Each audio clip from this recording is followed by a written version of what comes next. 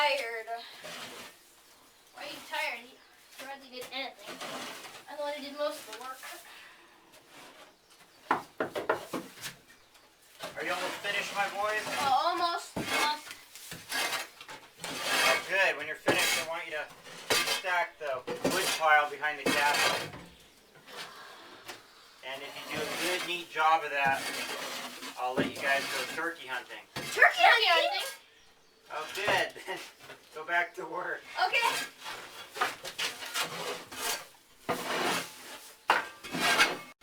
Hurry up, George. Did you want to go turkey hunting?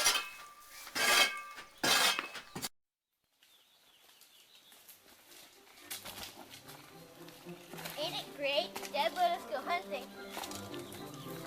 Yeah.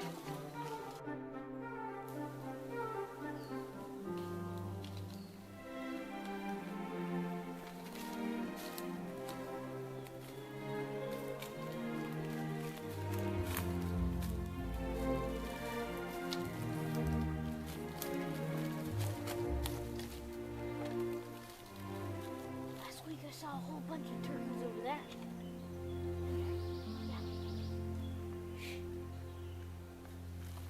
Oh, look over there. That made you look. Shush, be quiet, please.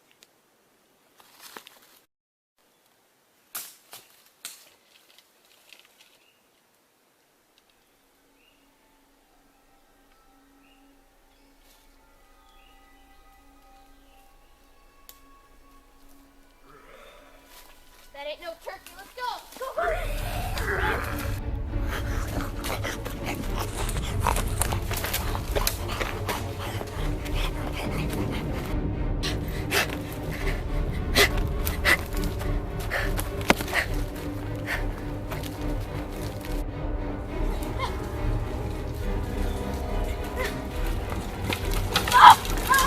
Oh, what's the matter?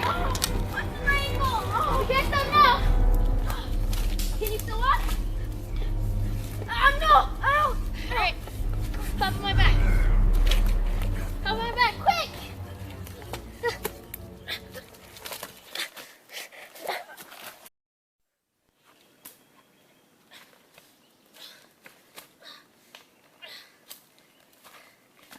Do you see anything behind us, Joe? No, nothing. You're getting heavy. Can you walk up for a bit? I'm gonna try. Ow, no. Ow. Before I try to lean on me.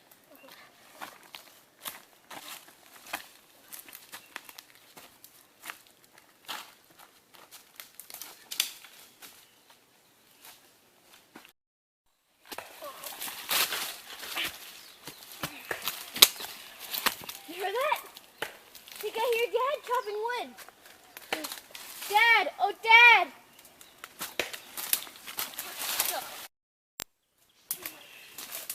Hey, how now, my boy? Where are your turkeys? We were running away from some animal, perhaps a bear, when Joel turned his ankle. Oh, how bad is it? It really hurts to walk. I think it's all swelled up. George was carrying me. Now I'm really tired. And I guess it's my turn. Hop my back, Joel. Thanks, Dad.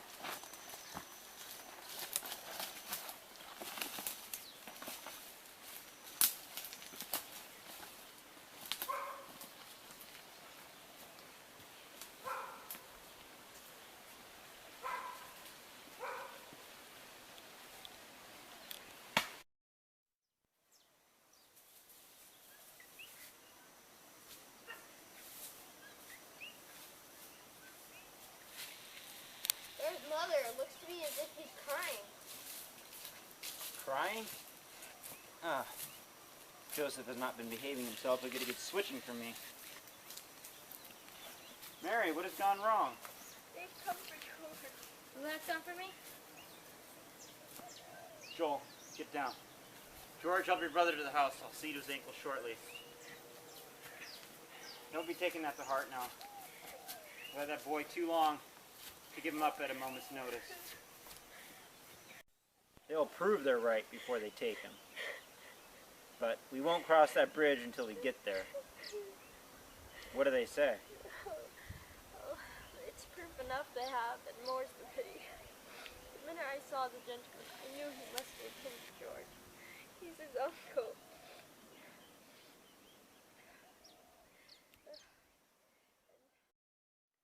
There are letters too, one from His Excellency Cecil Calvert, one with the King's own hand and seal. Oh, they be great folk, John, and no mistake. They took Joseph till they deliver up the boy. There's no way at all. We'll have to give George up. What's going on, Mommy? You won't let someone take me away, will you, Daddy? John, I can't do it.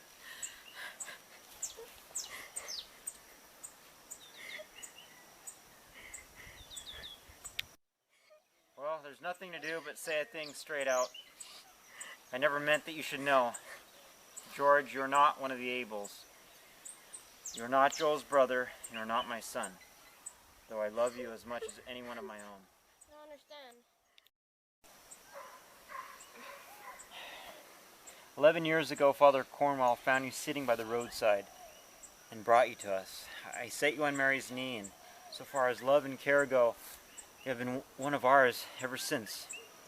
It's a bitter thing to give you up, but I have no right to keep you from your people. But you are my family. Oh, you were so sweet that night. You looked at me with your big blue eyes for all the world, like a robin. You said, "Me's Doherty, me wants Stunky to wee me do." We thought by that your name was George, but the gentlemen call you Gordon. Oh, John, there's something worse than the taking of the boy. I don't like the looks of that uncle. How he did curse when he saw the image of Our Lady on the mantle. Perhaps he will lead our lad astray. Remember, no man can lead you astray if you don't follow him. You have to be a man and stand on your own 2 feet. Okay? There's nothing worth buying, not fast horses nor fine houses, not even a place in the king's court, if the price you pay for it is hell forevermore. Here they come now. Goodbye, lad. We'll say the beads every day until we know that you are safe. Goodbye, boy, and God bless you.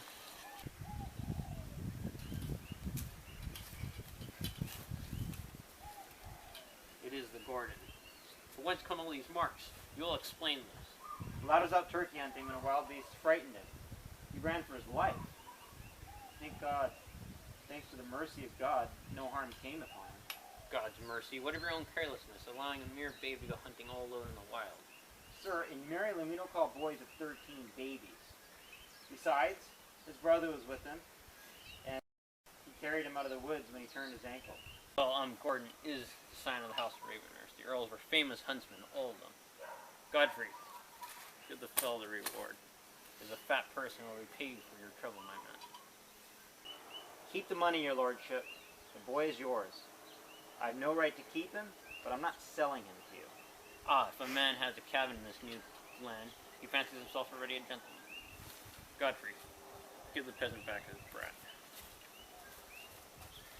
Gordon, come, let's go. We wasted enough time already.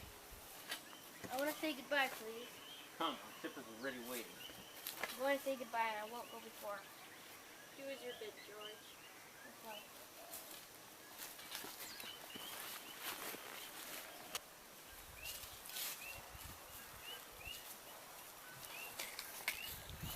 Is this the gratitude you show your uncle who has come overseas for you?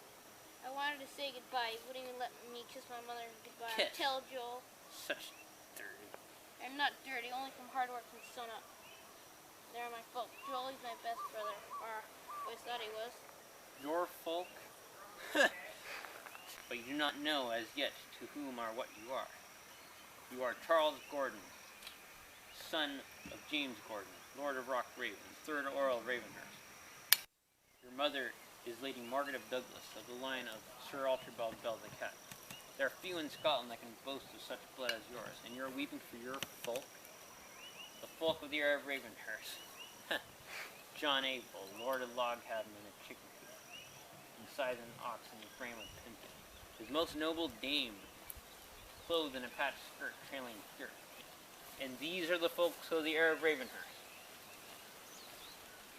sir, poor or not, the able are my folk.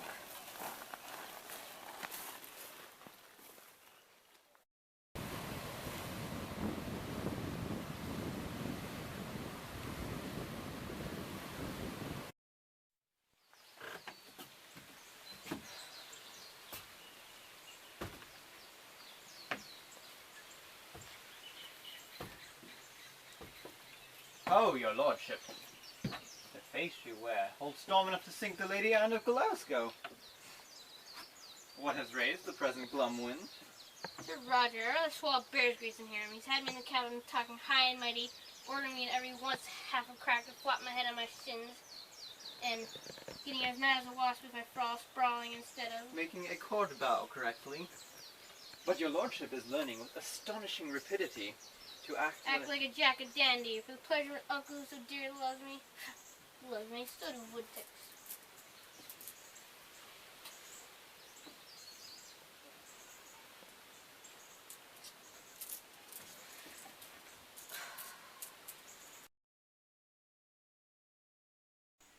Wants me for something mean, vicious, like...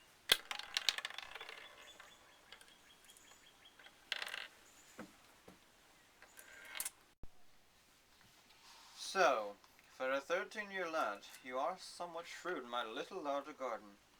You do not like to be the marble, when Sir Roger's the shooter and it's his game. Why should I? Listen, today you are the heir, the marble. Tomorrow, you are the earl, and Sir Roger is the marble. Wait for your turn. Your lordship has not yet realized that you are Earl of Ravenhurst. Though as yet a trifle too young to take over charge of affairs, an earl, a little king in your own domain. But let me give you a picture of what it means to be earl at Old Rock Raven. There has been a stronghold at Old Rock Raven since God first made the Scot, and the devil sent the Scots a-fighting.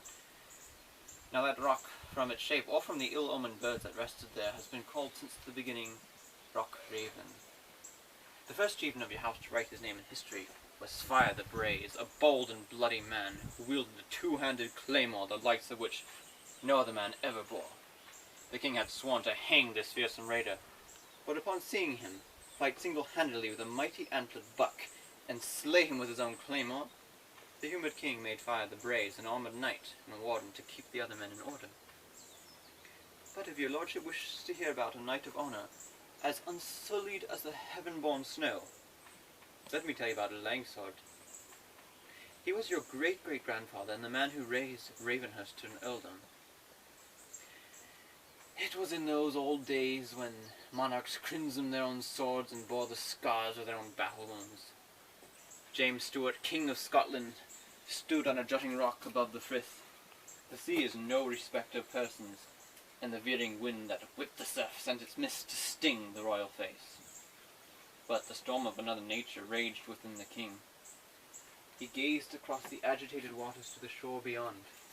The Frith was narrow at this point, for the crags and cliffs of Benender thrust themselves a good mile into the sea. The scudding cloud rack covered half the sky, and the wind puffed sharply. On the opposite shore, the Earl of Alger was signalling for orders, but there was none that dared put a boat across the strait. Suddenly, a young knight dropped on his knees before the king. "Who is this?" demanded the king. "Sire," answered a noble, "this is Sir Malcolm Gordon, of the blood of bold Gordon Fire the Braze. He is dubbed Langsword, and is lord of yon little tower that perches there across the way, like a raven upon the rock." "Sire," Langsword's face glowed with loyalty and longing and daring, "let the honour of bearing the message be mine. I shall swim the Frith, my liege." "Swim," cried the king. "Swim where a boat does not dare. Sire, I did it a year ago for pure sport, but not in the face of a coming storm. Nor then did I swim beneath the eye of my king, and at worst, I can die but once for you, my liege." James smiled. Well was his pride pleased by this youth's devotion. "My noble Lord Gordon, Your loyalty deserves our confidence. You shall know what message you bear and why.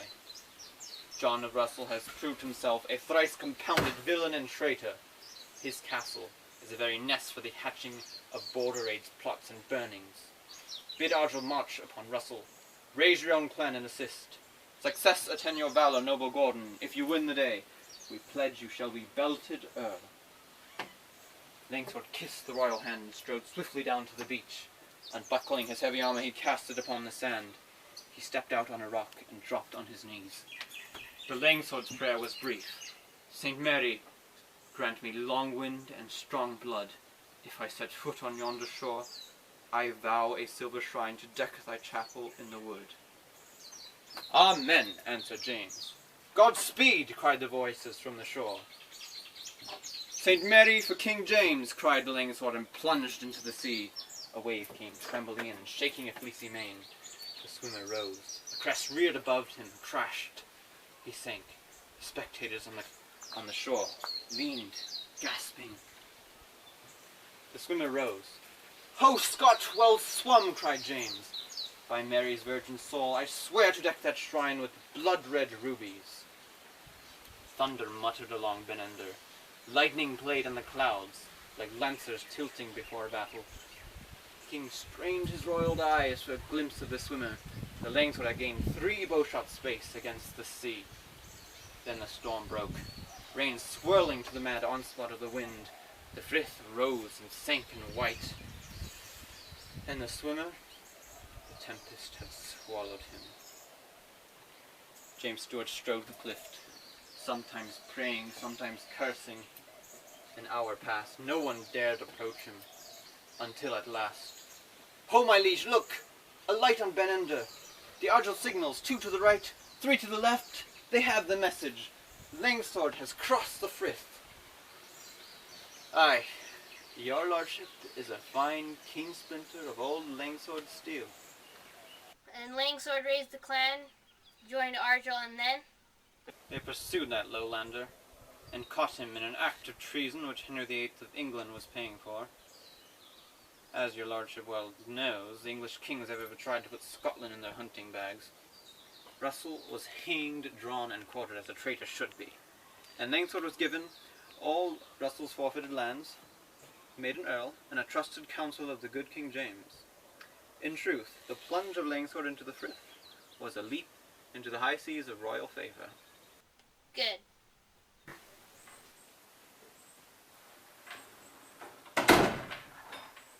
Sir Roger, the coachman said the carriage will be ready in 10 minutes. Why the dark clouds on your brow? 3 years of labor, no failure. Failure? Is it a noble of the House of Gordon that cries out failure when the first note comes? We have our heir, and old Ravenhurst will yet be the greatest earldom in all Scotland. We have our heir, yes, but we do better without him. Raised on a farm, he has the manners of a clown. At least he can bow without falling down. Time and training will remedy his lack of culture. It is the Catholic faith that ruins all. The faith of a 13-year-old boy ruins all. Oh, Sir Roger, is this the spirit of the noble House of Gordon? You see for yourself his stubbornness. Stubbornness, yes, that is the best point in the lad. Do you think a weakling could ever win back the lands of Ravenhurst? Our goal is to turn his will from his faith to what we wish. What else have I striven to do since the moment I found him? Up till this moment, that peasant Abel has more influence on him than I. Sir Roger, fire and sword could not turn that boy from his faith now while he loves it. But let him alone. Then he will forget Abel and his teaching. Tell him of fire the braes and Langsword till he longs to be as great an earl as they, nay, even the greatest of them all. In time, the glory of castles, lands, and the king's favour will overshadow and wipe out the memory of his faith and that poor peasant Abel. Perhaps. And perhaps he will die leading some fool's chase of rebellion. That has happened before. True, but he's only a child. A child's faith dies easily if it is not nourished. The one I fear is his mother. If you would follow my advice, you would never see her, never speak to her, never even know that she exists. He needs the mother's evidence that he is the heir. Lady Margaret will not dare cross wills with me. Lady Margaret will not dare. Remember that frail and gentle woman is also a Douglas. Who has ever bent the will of a Douglas? If she should speak to him but once, and tell him of the old Earl, or of that fool, Gordon's father, oh, beware, she will have more influence with him than a dozen Abels. Douglas or not, my lady will fare ill if she crosses wills with me. There is a such a thing as the will of a Gordon as well as that of a Douglas. I am no weakling to bend to a woman. Let her once dare open her lips. Let her once dare. I'll execute the law to its fullest extent. Ah, my Lord Gordon. Is our carriage ready yet?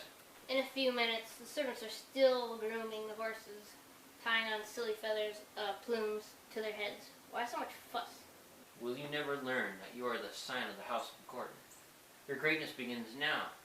You must reform Ravenhurst to its former glory, and win back the lands which the lowlanders robbed from us. I will try. There is just one thing that stands in the way.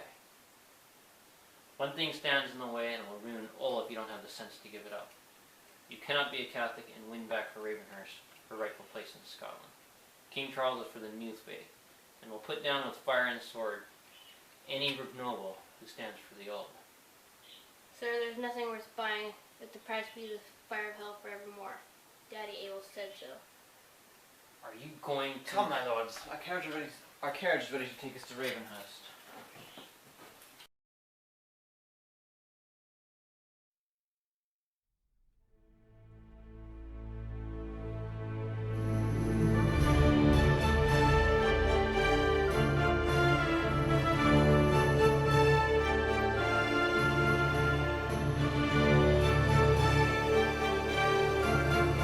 My lords and ladies, I present Charles Gordon, Lord of Rock Raven.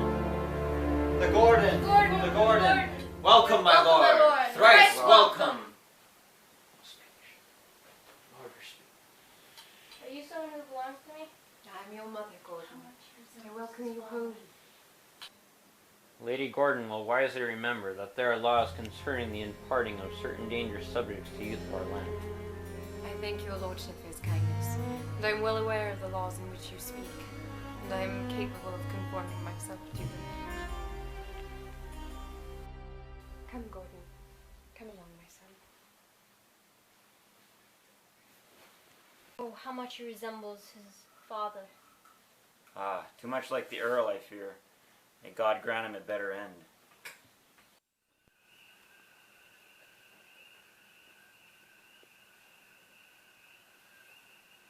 This is your room, my lord.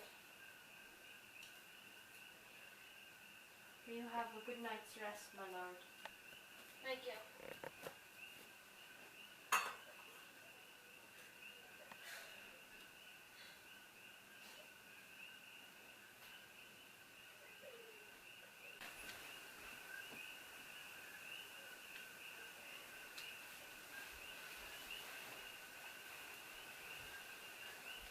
Gordon.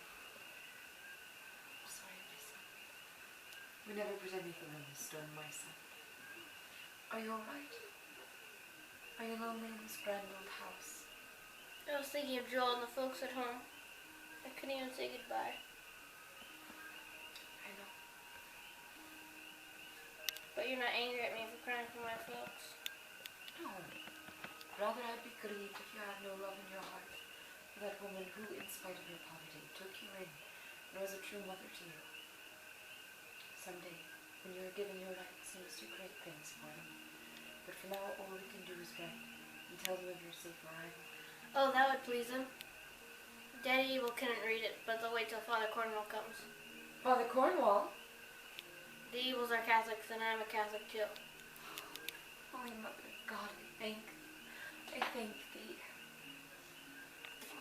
If you are a Catholic, what made you look at me like that? I wanted to test your mettle, my son.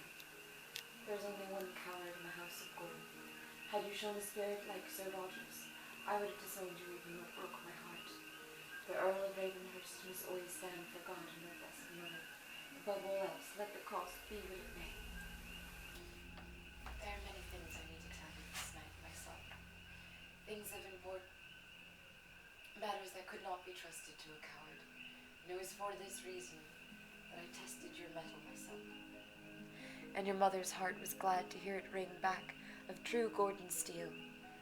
Of the things I tell you this night, speak nothing, and whatever be your need, put no trust in Godfrey Bertrand's son. Oh, I thought you were going to say not to trust Uncle Roger. Why should I warn you when there is no danger? You have already taken the measure of Sir Roger. But I warn you, trust nothing to Godfrey Bertrand's son. What do you know of your father? His name is all they told me, I guess. Well, this is well, so you shall hear it from me. I was born of Douglas blood, but penniless, and I was raised in this house. Your father and I knew each other since our childhood, but we'd rather gone to our graves single than to be wedded by anyone other than a priest of God's holy church. And so, God gave us that chance, and that joyful day, the castle was rung with mirth and song, and for 3 years, happiness was fallen upon us. And then God sent his cross, my son. It was 11 years ago that the king's dragoons took your father. James was standing by my side. He thought me to be dying.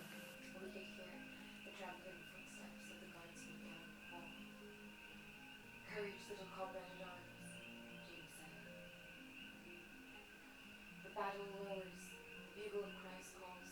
Forward shall we falter in the charge. We follow a leader crucified. James took you from my arms, wee bit of a babe that you were, and carried you over to the little image of my lady, who used to be over there. He's laid you down before it instead. Holy Mother of God, Margaret is dying. I'm going God knows where. Who will look after our little one and guard the faith of our child? Holy Mother, we leave him in your care. James brought you back to me. Fear nothing, Margaret, he said. Then he kissed both of us, and we went out, and the dragoons took him. But, my son, I have joy in my heart this night, for I have seen how faithfully Our Lady has kept her promise.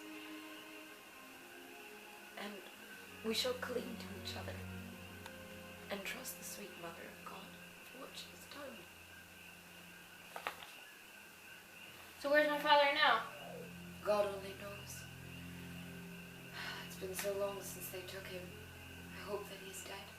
Hope that he is dead. Yes. I hope that my brave and noble James is dead. For if he is alive, he is suffering in a dungeon.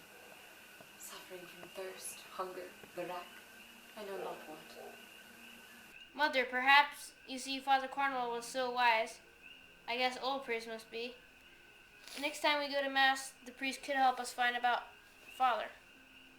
My son, you must remember, we do not live in Mary's land, beyond the sea. I have been present at Holy Mass but 5 times in my life.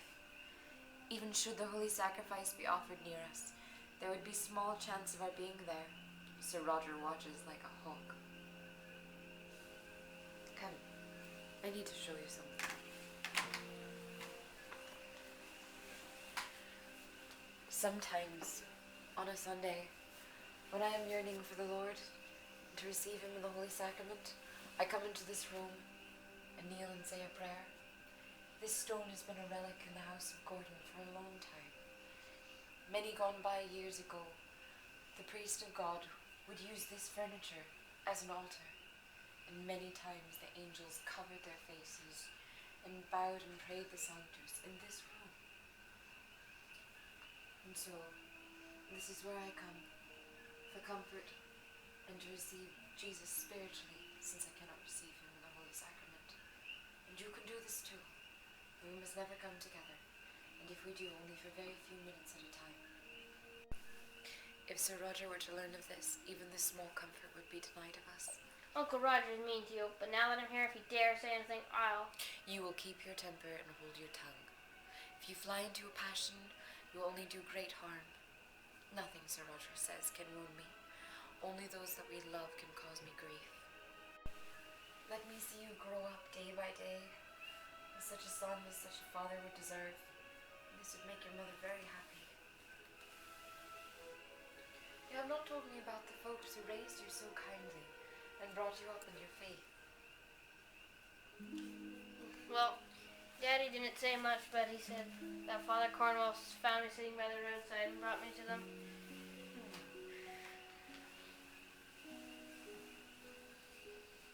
They named me George because I called myself Doherty. You were lost for a long time from Uncle Roger.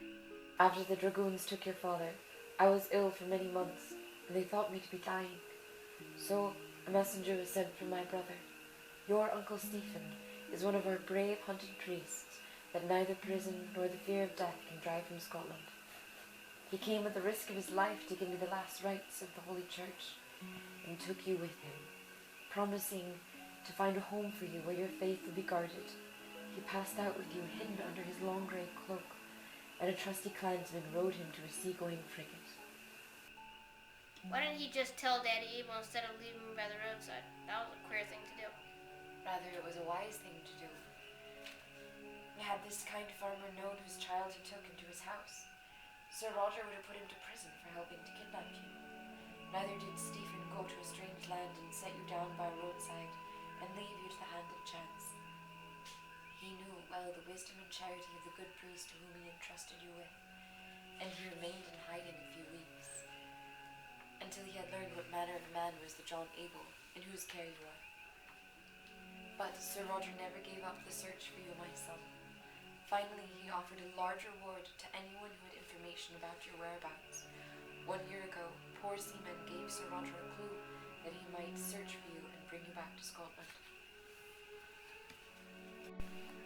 But it is so queer, Mother. My son, in time I will explain more. Yet, lest any unknown need be unprepared for, there is one more word of warning I must tell you. If you need any help, call on Betsy. But be careful. These walls have ears. Trust no one else. Should you be forced to leave the castle, there are some loyal clansmen hidden in the fastness of Ben Ender's glens. Their leader, and the best of them, is Muckle John O'Cluth. There is a secret passage under this table. It is the same passage in which you fled when Friar Stephen carried you in his arms. It is not known to Sir Roger. A nail can be removed from the left panel, which then can be slid back. The end is near the woodland near Ben Ender. Once open, follow the path until you get to the frith, and then follow the shore until you get to the glen. But Mother, if we had to leave the castle, you'd be with me and you know where the paths are. It is not wise to face trouble before it comes. Don't worry, we shall trust into God and to our Blessed Mother. But Shh. It's all right, Gordon. Shh.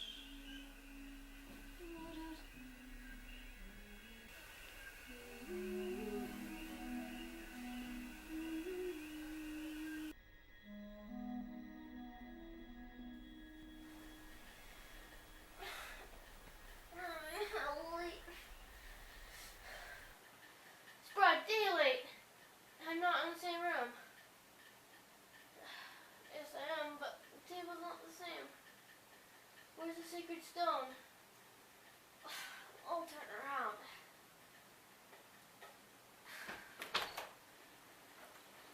Ah, well, my lord. Are you awake at last? Very late, isn't it? 2 o'clock by the sundial, sir. 2 in the afternoon? What happened to the table there? What table? That table, it's been changed around. I can see you are still not quite awake. You have been here but 1 night and everything is still so new to you. That table has been so for as long as I can remember. But last night it was different and there are none of those trinkets there. I would not take your word for anything that happened last night. You were one royal sleepyhead. The guests were scarcely seated when down went your head on your mother's silken knee. And there was no waking our young lord at all, for all the great folk from miles around had come to see you. So there was nothing left for me to do, but to take you to your bed. And that I did. But last night, Mother, What did Mother say when I did not come for breakfast? Oh, she had no time to trouble herself about such a trifle matter. All the great folk rode over to Lindsay Hall quite early. The young Lord of Bethune is to be married this day fortnight to the gentle Lady Anne of Lindsay. But the marriage won't be for 2 weeks. What will my mother be doing that time? Doing? What would any lady be doing? Dancing and riding out with the hunt, to be sure. Having a gay and merry fortnight. I don't see why such a serious and frail woman like my mother would want to dance so much. And she won't come back until after the wedding? Perhaps not then. You must have a bee in your bonnet for calling your mother serious and frail. She is a most beautiful woman, and dances elegantly and most gladly. Many a fine ballad was written and sung in honour of the gallant young Gordon and his bride, the White Rose of Douglas. You never spoke of my father before. Please tell me of him. Where is he? You never asked before. I do not like to speak about sad things. He is dead, my lord. A bit of cold cottle hunting was all it seemed at first, but he was gone in a fortnight.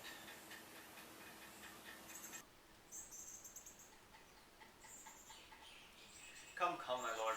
Let us speak of more pleasant things. If you wish Lady Margaret to be pleased with you when she returns, let's see how much you can learn in a fortnight.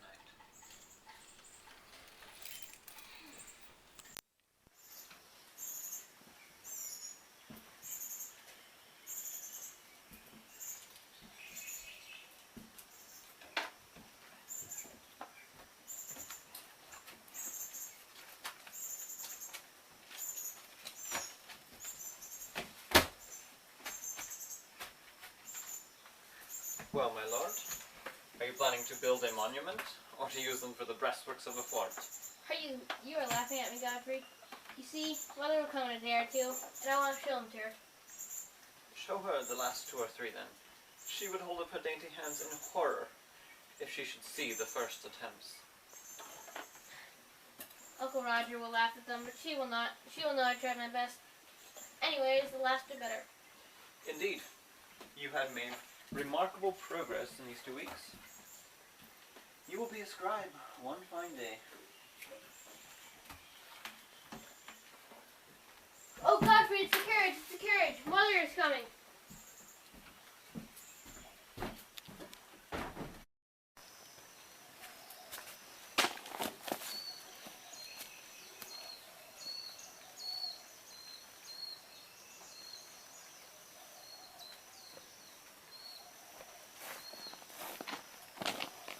My mother?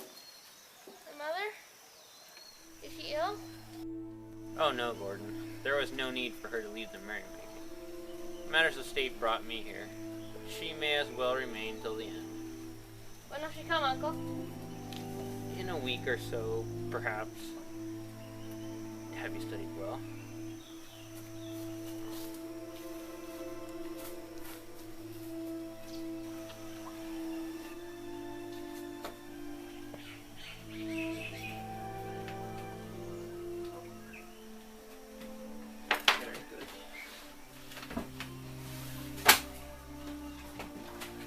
Well, my lord, are you building a second Tower of Babel? Oh. You see, Mother will come in a day or two. Surely she will be so disappointed she cannot see them all. I fear it is you who will be disappointed for your pains. When you carry that cartload to her, she will say, "Run along, child, and not trouble me with that rubbish. The maid must arrange my headdress." Don't, Godfrey, don't. My mother's not such a woman. I'd hate her if she likes Sir Roger. Your mother is a most excellent lady, but have a little common sense, and do not trouble her with trifles. You have one failure, my lord. You are a dreamer. You have built an angel in your mind and called her mother. Then, forsooth, if the lady fails to have golden wings, you will hate her. Have a care. Your dreams may cause the loss of your head one fine day. You worship a dream mother even as you worship a dream church. Oh no, Godfrey. It's you who are the dreamer. I think my mother's a true mother, just as Mammy Abel was. And I know that the Church of God is true. My little lord, do you see the oaks over on Ben Ender? Last spring their leaves were tender green. They grew more beautiful the lengthening summer days. And now the glory of autumn is all but faded. A few more northern winds and they will be bare and ugly. They are a picture of your dream church, fresh and fair in her beginning, but days of glory came and went, and now she is all but dead. Oh no, Godfrey. Are the oaks on Ben Ender dead because the leaves have fallen? Neither is the Church of God dead. Now, Bravo, your brain will be as keen in argument as Langsford steel was in battle. Let your training be what it should, and mark my words. The House of Lords, I, even the King himself one day, will hang breathless upon your words.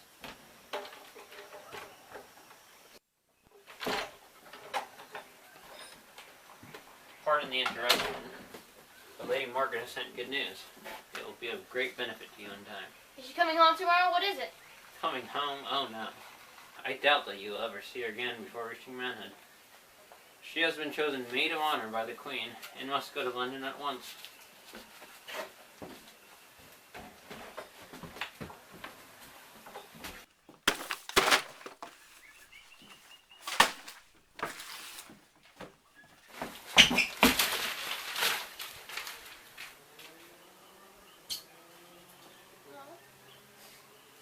This is just a dream.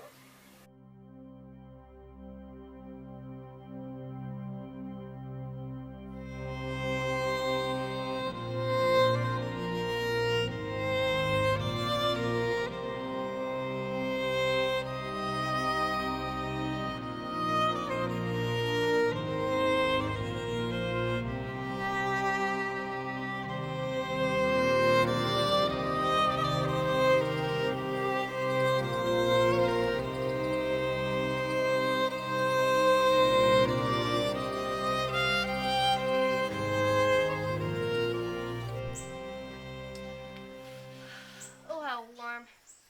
It is really spring at last. I'm going to go for a walk before breakfast. Good news, my lord. Last night, Sir Roger decided to send you to Glasgow to prepare for the university. You'll go in the fall. Oh, Godfrey, are you coming too? There will be all those football games. Haha, football, is it? You must do more than play football. You must become a learned man, so you can raise your eldom to its proper place. I know, but I haven't played for more than a year. Yes, I understand. I know how you feel. Quite natural for a lad. Well, my little Gordon, the messenger brought this letter a few minutes ago. It is as much for you as for me.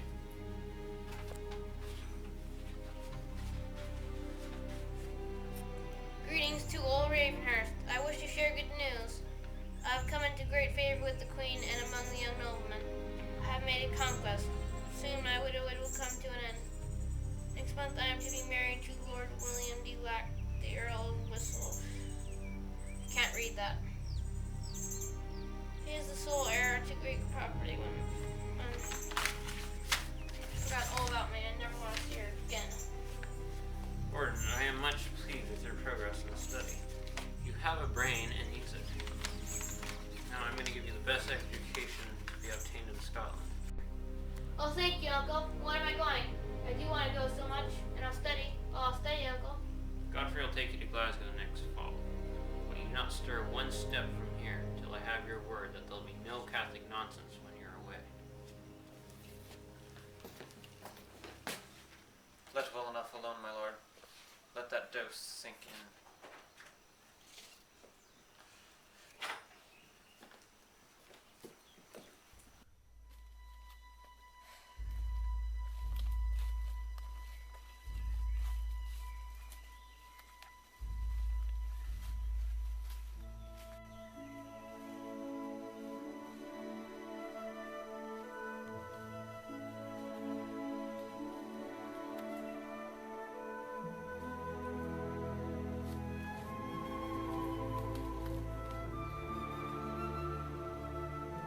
Forgive me, Blessed Mother. I forgot all about the rosary. I had meant to say it every day for my folks at home. I'm sure they have not forgotten to pray for me.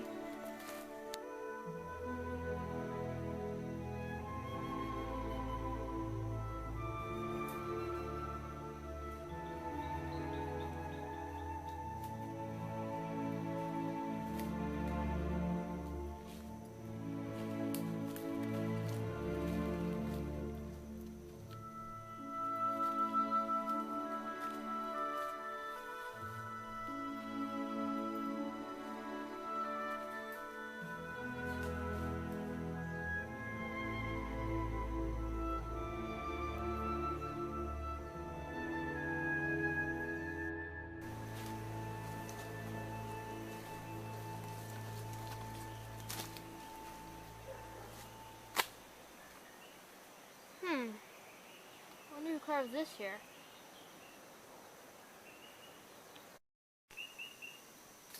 Gordon, Whoa, who are you? how is your mother, Lady Margaret? My mother? You mean there's one off gallivanting in London is soon to be married to a great earl? Mother has forgotten all about me? Do you believe that? Believe it. Isn't it true? No, not a word of it. Where is she then? I don't know.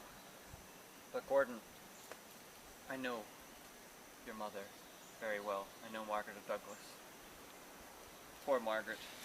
How much she has suffered. And you, boy, how could you believe such things of your own mother?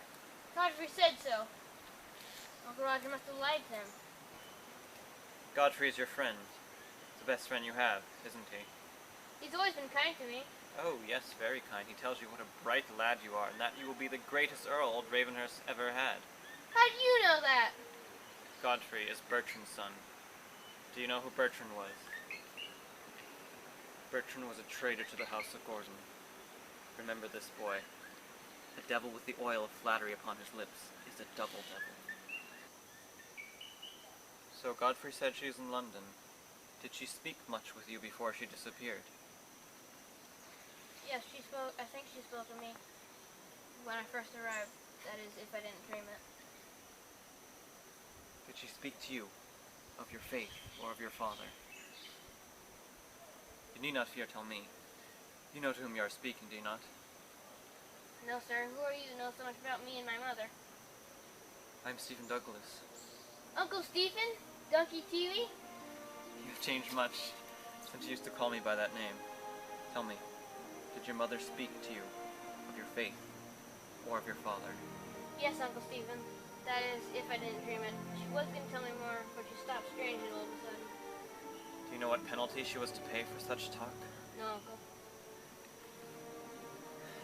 If a widowed mother persists in teaching her children the ancient faith, any relative of the new faith can take her children away from her. Sir Roger said that if she went against his will, she would never see your face again. No doubt that Godfrey had an ear at the door. Where do you think she is? Someplace in the old castle, in or under the north tower. The dungeons are there. So she has been suffering all this winter long, and instead of helping her, I've been thinking mean things. Let that be a lesson to you. Never let anyone come between you and your mother, nor between you and your God. Those two friends are true. Uncle Stephen, you know where my father is? Oh, your father. I fear he gave his life for mine. You know I'm an outlaw child. Give me food or shelter is a crime punishable by death. But your brave father, Sir James, let me make his castle my headquarters. After the dragoons took your father, your mother was deathly ill, but her only thought was about her little son. Take him, Stephen, she said. Take him where his faith will be sheltered. And you, boy, you could let that smooth-tongued Godfrey make you hate her. Oh, sorry. Forgive me, those words were too sharp. How could you know the depths of your mother's love? Uncle Stephen, Mother said you are a priest. Well, I am, child. Well, couldn't I, perhaps, should I go to confession duty here? And I'm fasting, perhaps could I receive Holy Communion? And maybe I wouldn't be I have so- frightened you overmuch, my son. You have been sorely tempted, but I do not think you have sinned grievously. But if Sir Roger were to know that you have received the sacraments, he would become very angry. He often gets angry. I'm used to that. This will be a different sort of anger. He is cruel, as all cowards are. There will be no one who will dare to defend you. Father has suffered. Mother is suffering now. So you're ready, Gordon, ready to embrace the cross and follow in the footsteps of Christ crucified.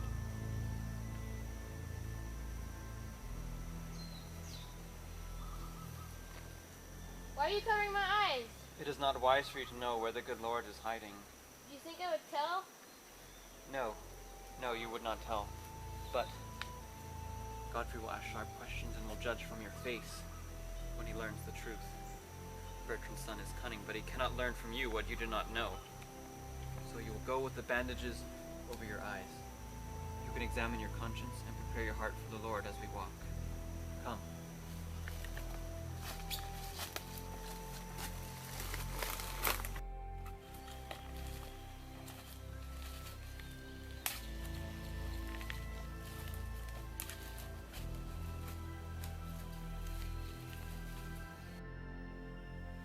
Oh, it's so dark.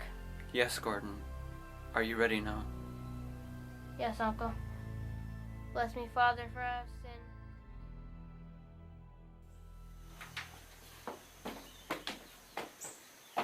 Gordon should be coming back from his Skylark walk soon, or he'll be late for breakfast.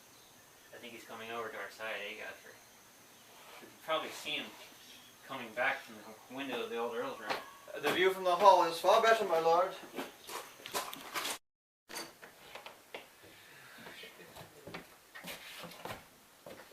What's this?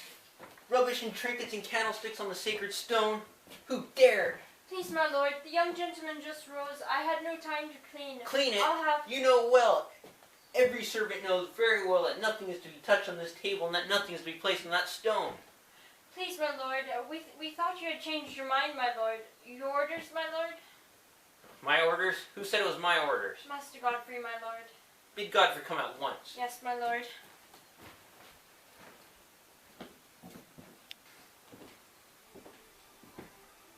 It's not that I have any Romanism in me. I'm not a Roman Catholic. I never was one. Or at least since my reason has been that of a man. Thoroughly educated man. It was my mother's last request, that nothing should harm the sacred stone. Sacred, no. A little bit of wine fell in it years and years ago. A man must respect his mother's last request, deathbed wish. Every gentleman does that.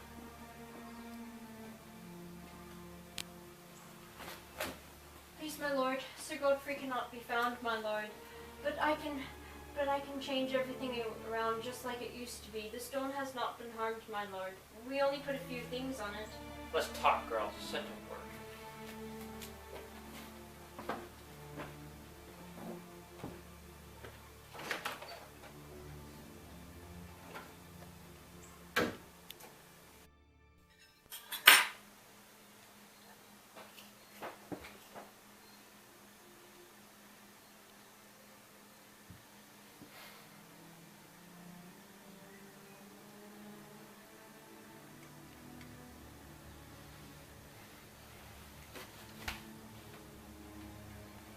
Wine.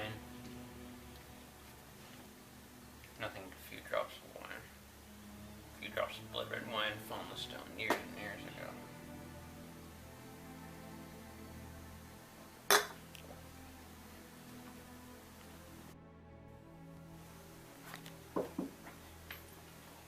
Oh, it's you, Godfrey. Why aren't you in the library teaching Gordon? The young Gordon has not yet returned from his walk. What? It's been over 3 hours. The servants are afraid he might be hurt, but I think he might have met someone in the woods. It would mean foul luck for us if Muckle John found the boy alone and contrived. But this is a fair day. Muckle John will be far to sea before sunrise official. Stephen Douglas? Is it near enough to Easter for him to be sulking around the old room? If Gordon has been with that cutthroat of a priest, there'll be no doing anything with that boy for a year. Oh, have a care, my lord, have a care. Don't try force. It's the worst. Don't try force, don't try force. That's always your tone. Much good are your smooth ways. But you saw this morning the effect of my smooth ways. If you use force now, you'll only arouse all the stubbornness in him. Then, too, if he's been with the priest, he might have received the sacraments. You believe in sacrament magic? Of course not. The sacraments have a strong effect for those who have as strong a faith in them as Gordon has. You must go gently with the boy, and then find out where that priest is lurking. I'll put the bloodhounds on that outlaw, but go gently with the boy. If Gordon has received the sacraments, I will teach him the magic of pain. Oh, have a care, my lord, have a care. Remember your brother James. Remember the will of the house of Gordon. And what house do I belong? Am I not the sign of the house of Gordon? Can you break my will? Weakening of the house of Gordon.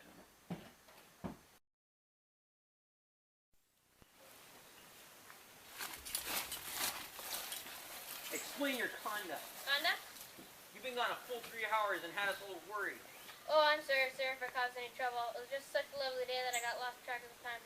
Nothing else detained you these 3 hours? Did you speak with anyone in the woods? Speak up, deny that it's Jared. Your face speaks for you. Did you speak with Stephen Douglas? Answer. Gordon, you didn't mean any harm, I know, but you went to confess with him in the old room, didn't you? Guessing wrong this time. Not the old room.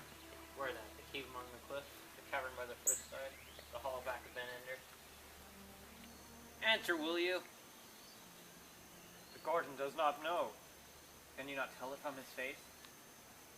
Friar Douglas often blinds the eyes of children whom he thinks too young to trust. Answer, will you?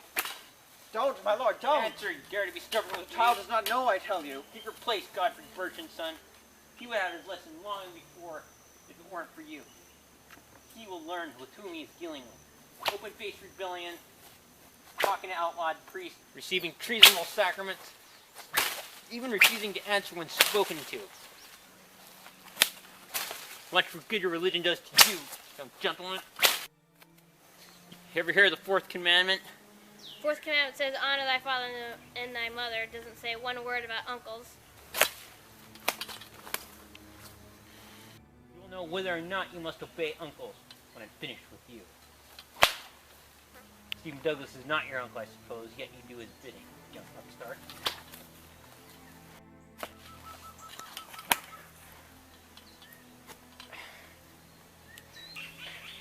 You should be thankful that I'm too merciful to give you more. But you deserve no mercy. Go straight to your room and stay there without food or water until you tell me all that has happened this morning. Yes, until you promise to give up the faith of sex once and for all. Why, Betsy, what has happened? Land's sakes, my lord, I do hope you won't be put out about it. Sir Roger would have everything changed back again like it used to be.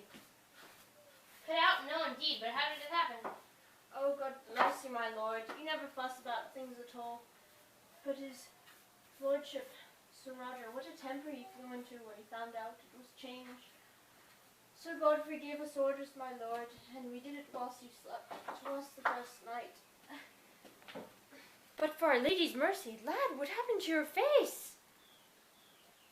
Sir Roger, no one else would dare. I'll run and get some salve. It's nothing, Betsy, never mind. Don't you suppose I know how that stings? I'll go right now, my lord. No, Betsy, it's nothing. Instead, I'd rather ask you something. Do you know where my mother is? My lord, there's nothing I would not do, but the risk, it isn't just me.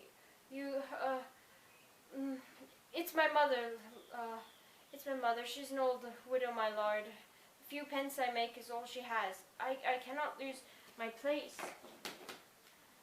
You do know something, Betsy.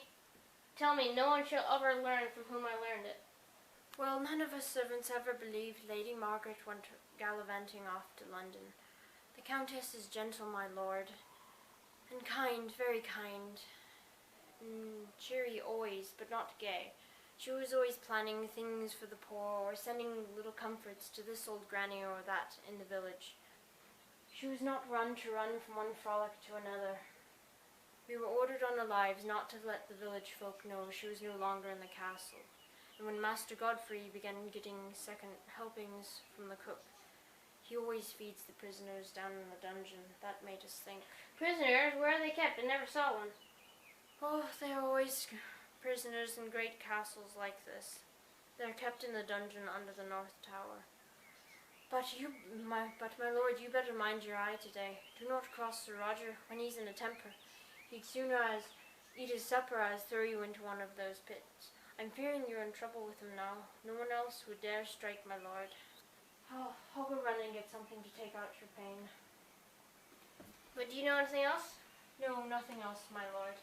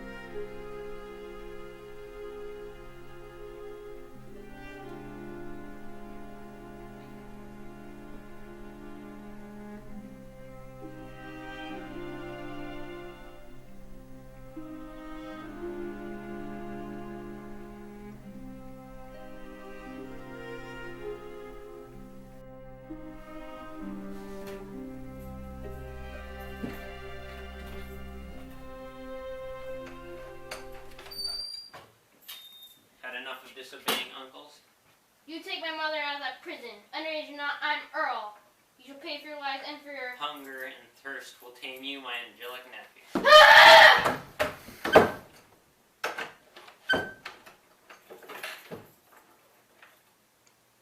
No, Uncle Roger shall never hear a whine from me. He shall never see the mark of a tear. He can do without that much fun.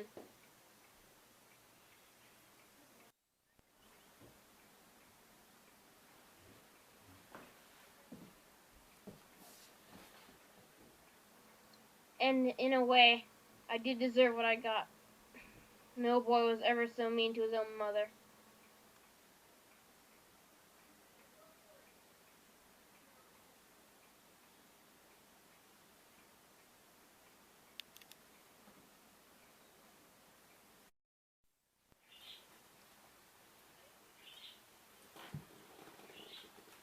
I'll come back later, my lord.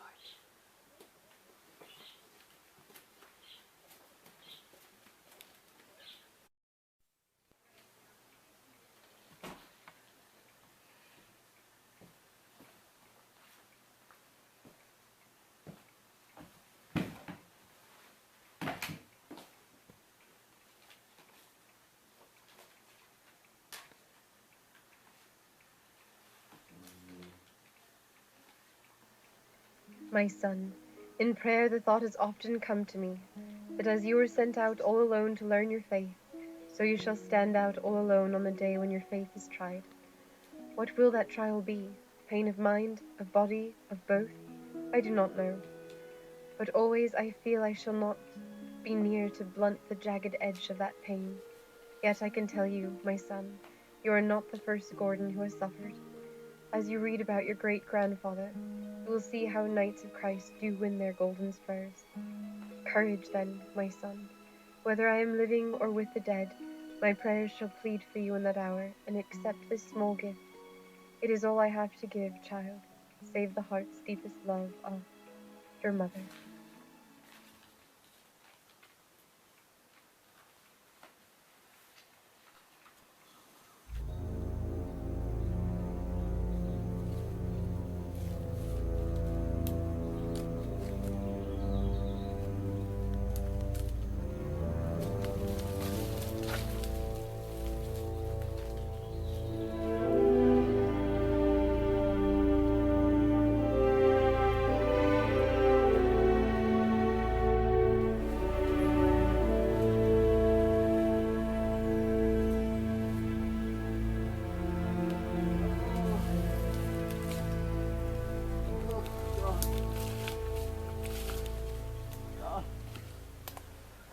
Let me die.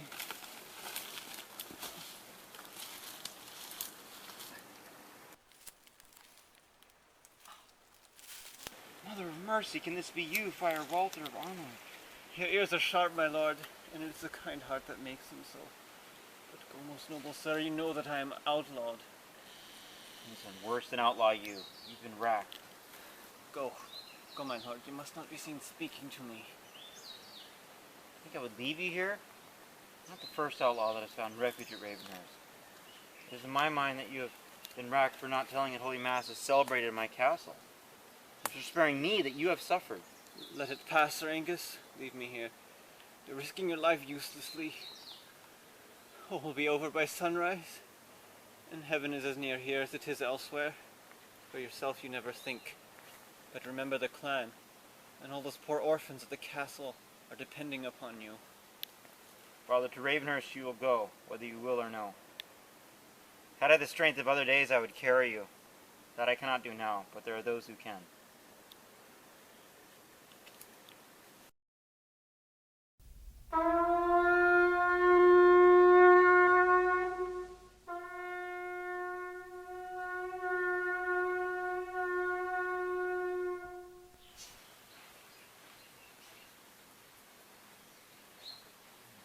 How are you this morning, Father? Oh, I was able to get up all by myself last night to use the latrine. May God reward you for your kindness. Perhaps after a few more days of your excellent care, I will be able to celebrate Mass, and then you can all fulfill your Easter duty. But are your arms strong enough? You can stand behind me and lift them for me. Oh, Father, that would be a great honor for me. We still have all the necessaries for Mass. You can celebrate on the table in my room as you used to do, and I'll keep Bertrand in the tower to keep watch. Bertrand, is he the one who lost an eye? Yes, another poor victim of King James' cruelty. He was a starving, hound-tracked outlaw who found refuge here. Now he's a very good servant of mine. We made you breakfast, Father. Oh, you blessed children. You have made me breakfast for the past 4 mornings. You bring me food for my poor body, but I will give you food for your souls. Are you longing to receive Jesus into your hearts? Oh, yes, Father. Grandfather has been teaching us catechism classes. Then who can tell me how a little piece of bread can become the body, blood, soul, and divinity of Christ? God's so powerful, he can do anything. Yes. Grandfather said it's called transubstantiation. And what does that mean, child? It means that the bread and wine, the substance of bread and wine, are changed into the body and blood of Christ, but only their accidents remain. We have a young theologian in our midst. Would you like to become a priest someday? I would like to. My children, you are ready to receive Jesus in your first Holy Communion. Remember also that Jesus loves you very much and longs to dwell in your souls. Sir Angus, please help me lift my arm so I can bless these good children.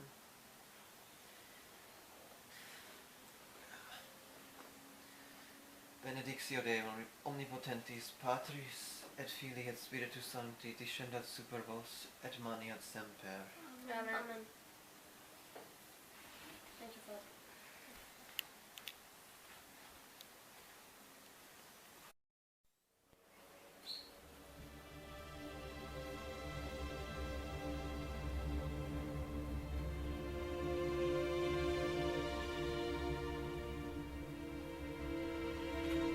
Domini Patris et Filii et Spiritus Sancti. Amen. Introibo ad altare Dei.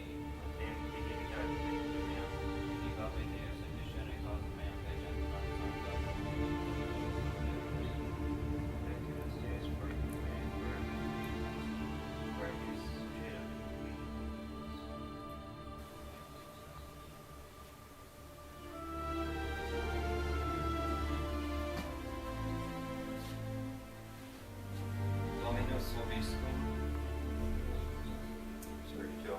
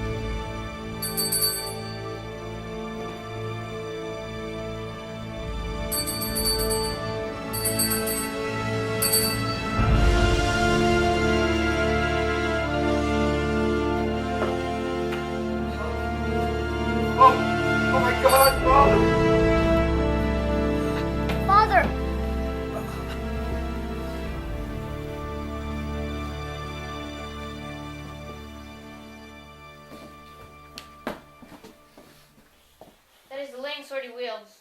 The Earl's swordsmanship is the toast of two countries. Captain John Brent, I was your godfather in baptism. By the vows I took that day, I tell you that you've committed a grievous sin. Have you no fear for the terrible punishments of God? Orders. A soldier must obey his orders. Since when did the orders of an earthly king make it lawful for you to break the laws of the King of Kings? Come, let's go. We've done enough of the devil's work for one day. Yeah, let's go. You white-livered cowards! Afraid of one old man in a fisherman's gilly? £1,000 reward for the priest's body. That chalice is worth rattling guineas. Bertrand, is it the desire of money that has turned you traitor? May God forgive you. Sir Angus, forgive me. May God forgive me the sins of this night. He will forgive you. Down with the turncoat! Down with the old fool!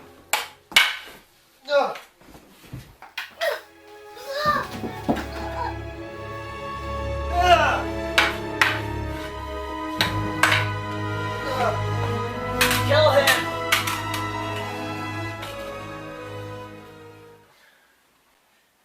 See, the old Earl's panting and tired. Up, lads, once more, and the job is done.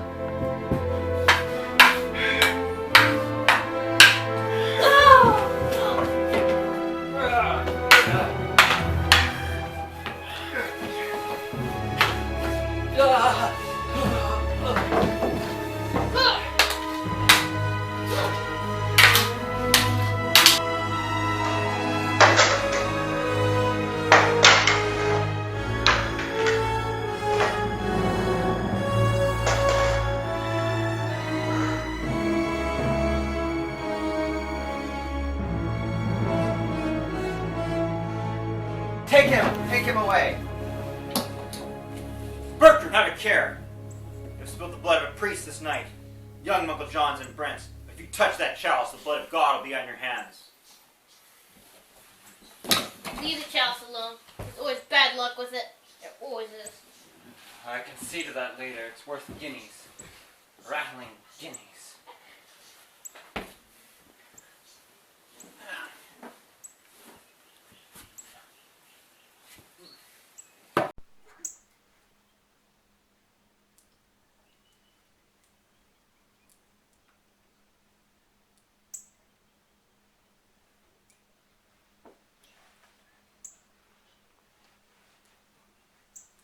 You mustn't leave the altar so.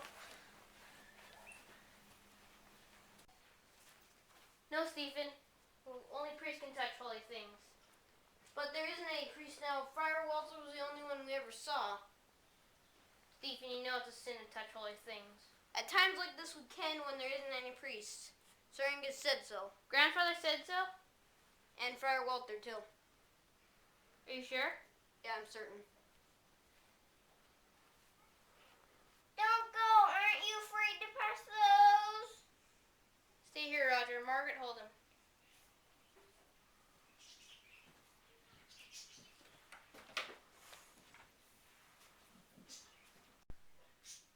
Oh, Lord, don't you see how it is? We do not know what we ought to do, but we must do something. We cannot leave you like this. Please forgive us if we make mistakes, and please forgive us our sins, so that we will not be too bad to touch thy precious body and most sacred blood.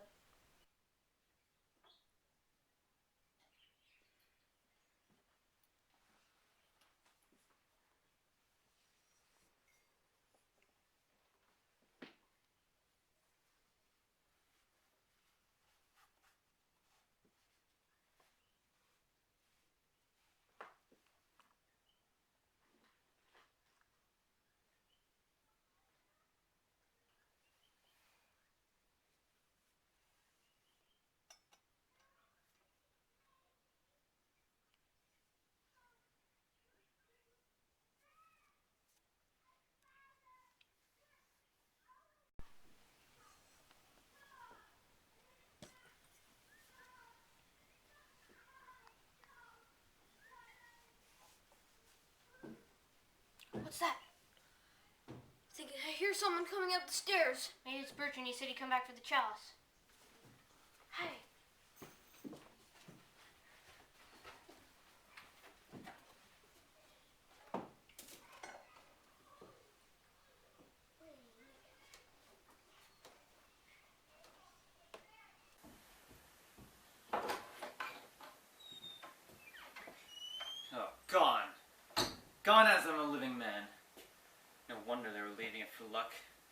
after it themselves.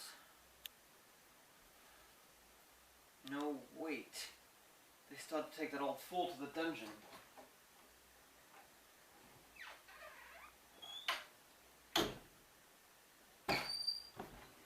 There must have been someone left in the house. Ow, you're squishing me. What's that?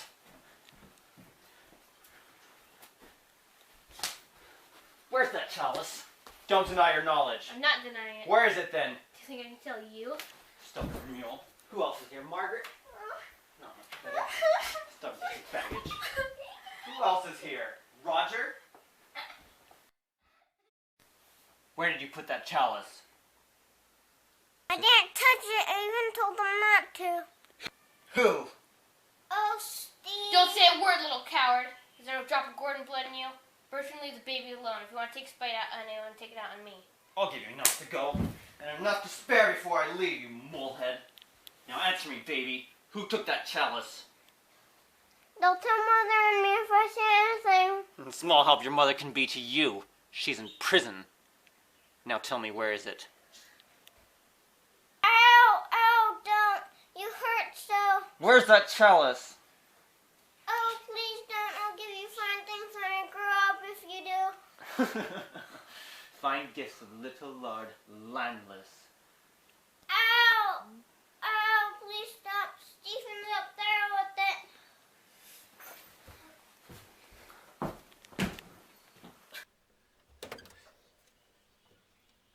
So, Stephen, you think you're out of reach, eh? Roger, there's no time to lose. Go fetch that stick in the hall. Don't you dare! Roger, do as I bid you. I'll attend to this meddling brother of yours and settle once and for all.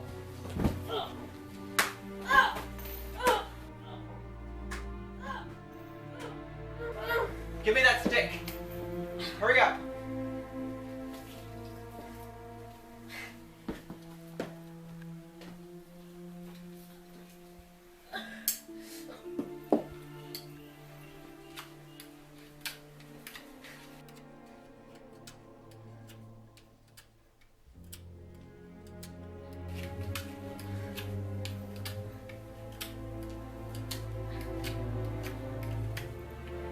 Come on, Margaret. We gotta stop him. He'll kill Stephen.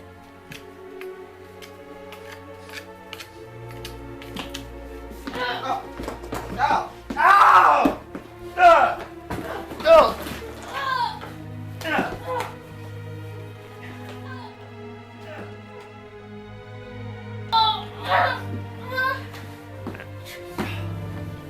Stephen, get down here, or I'll make you. Get back. Ow! Stop! Ow!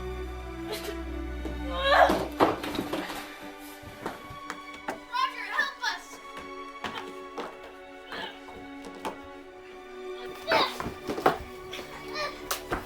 Get down. Ow!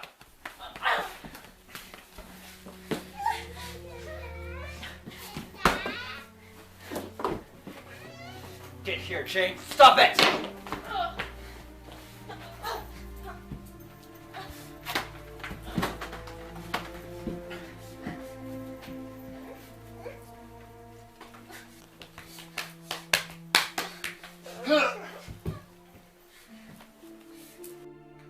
Margaret! Ah!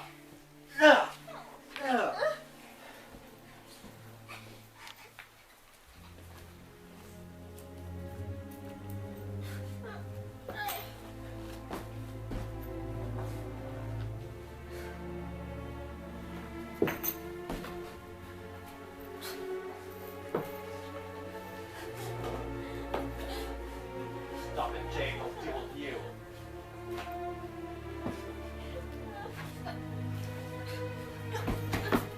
Come on, Stephen. There's no time to lose. Give me that chalice, or I'll make you give it to me.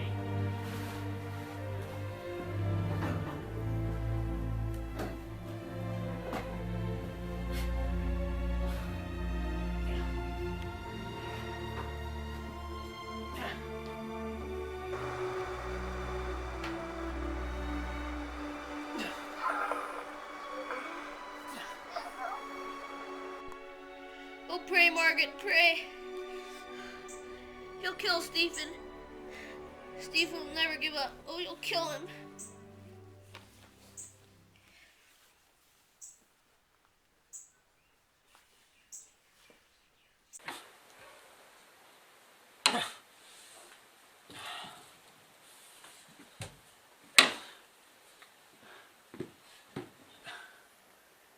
Come on, Stephen, get down.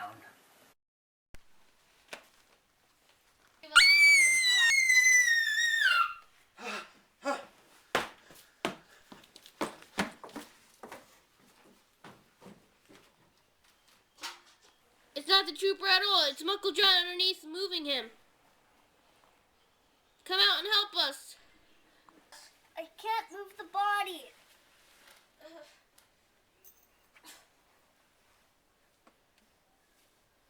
Help us. Get his knife and help us get out of these ropes. You won't hurt me. Promise you won't. No, I wouldn't dirty my hands by touching you, baby.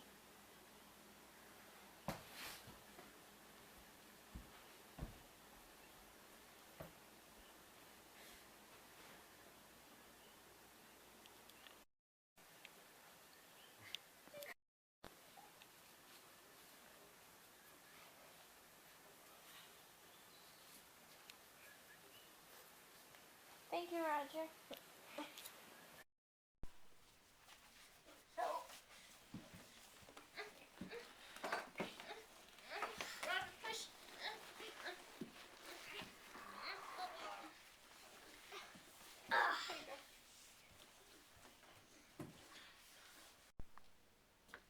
Slip down, Stephen. I'll catch you.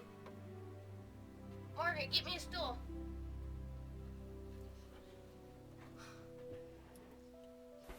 Stephen must have fainted.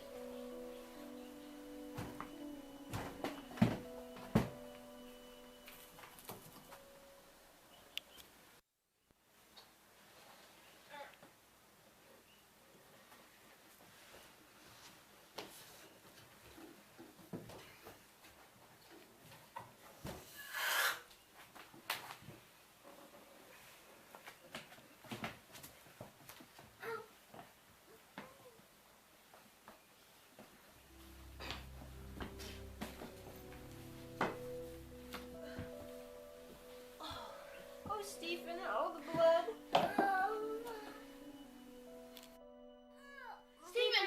Stephen, wake up. If only he would cough or something. The gentleman is done for, my lord. I'm nearly done for myself. Stephen? Only if Benson were here, she would know how to care for these wounds. Oh Lord, Stephen was hurt protecting you. We haven't nursed our mother or anything. Won't you help us?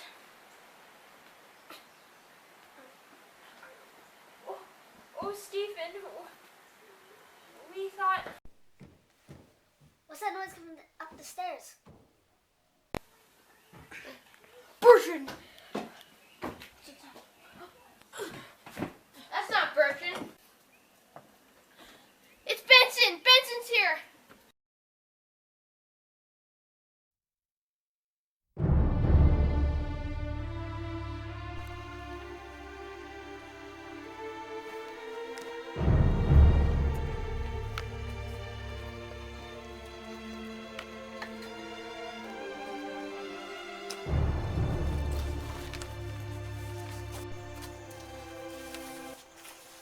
The noble House of Lords has found Sir Angus Gordon, former Earl of Ravenhurst, his entire life long guilty of treason against His Royal Majesty King James. Even the forfeiting of his lands did not stop him from the perpetrating acts of subversion. At last the patience of our royal monarch reached its end, when the aforesaid Sir Angus was caught in the vile act of harboring a treasonous Catholic priest, and assisting him at the foul and abominable Popist Mass, which was being celebrated in his very own castle. Sir Angus drew his sword against the king's dragoons and slayed them with his own hands. The House of Lords has passed the verdict. Sir Angus of Gordon is guilty of murder, meriting to be drawn and quartered. But in consideration of his great age and the loyal deeds of his father, Langsword, our merciful sovereign has reduced his sentence. He is to be beheaded the 15th day of August.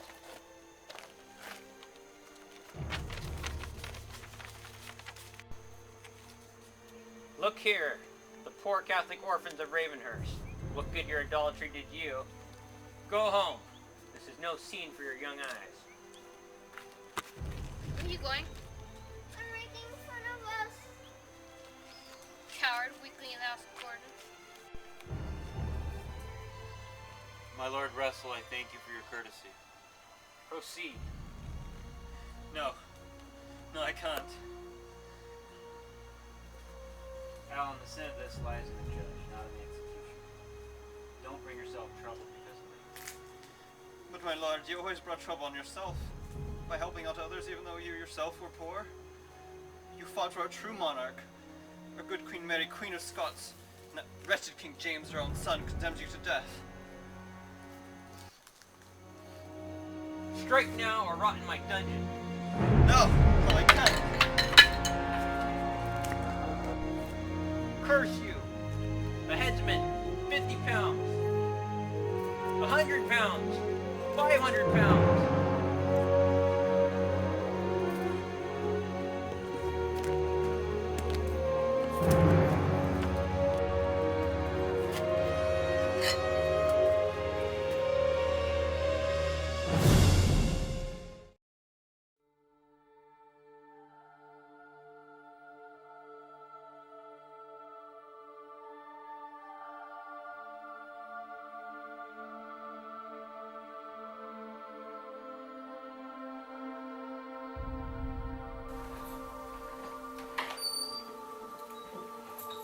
Uncle Roger, why are you the only coward, the only weakling in the house of Gordon? Has Bertrand's son led you to shame? Even now you can be a man and not a coward.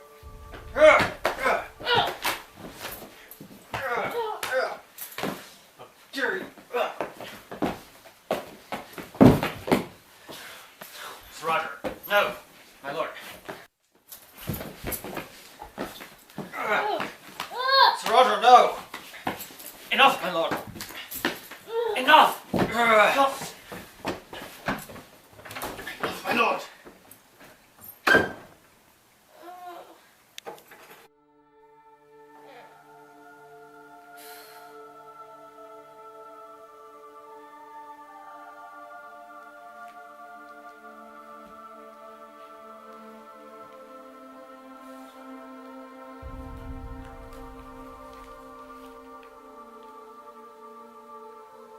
Courage then, my son.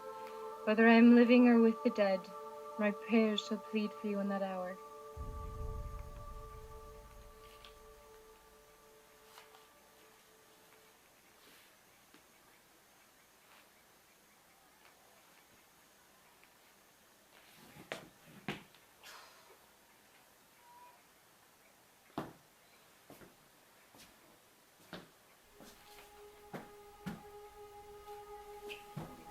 At this moment, my mother is praying for me, and she herself is suffering below in one of those terrible dungeons. Oh, Sir Angus, you are now a martyr in heaven. You had better pray for me, so I won't ask for water. I'll stand as you did for God and Our Lady.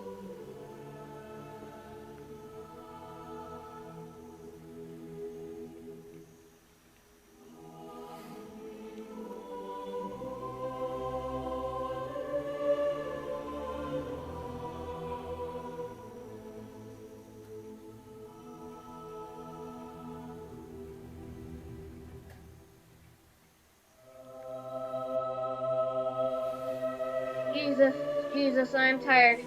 Uncle Roger means what he said. I must stay till I give up. Till I die. If I would just die and be done with it. But I shall live for days. I'm wearing out, Jesus. And if I give up...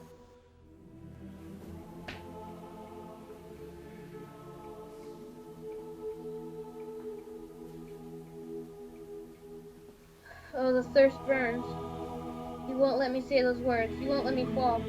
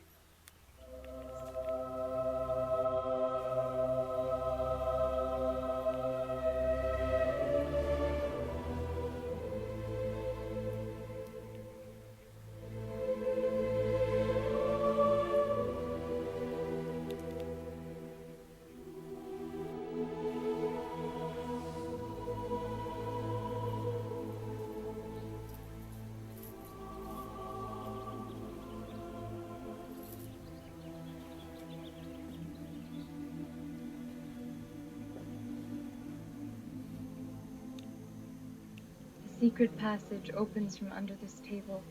The nail must be removed from the left panel, which then can be slid back.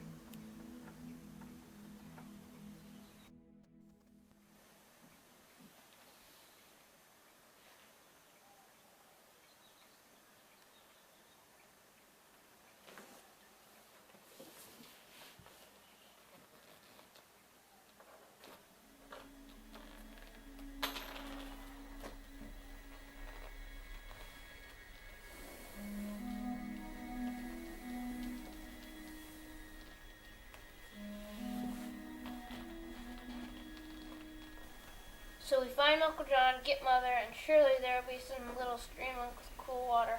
I would give anything for just one drop.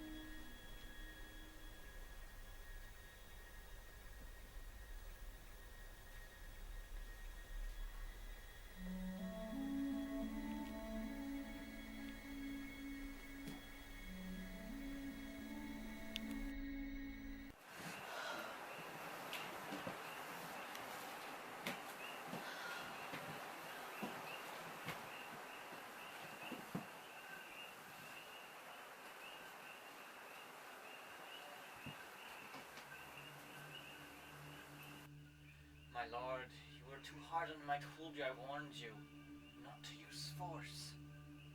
Now you see the results. The fullest child will yield in the morning. You're always finding fault. My lord, Gordon has a brain. He will not be twice fooled. Yet there is one way.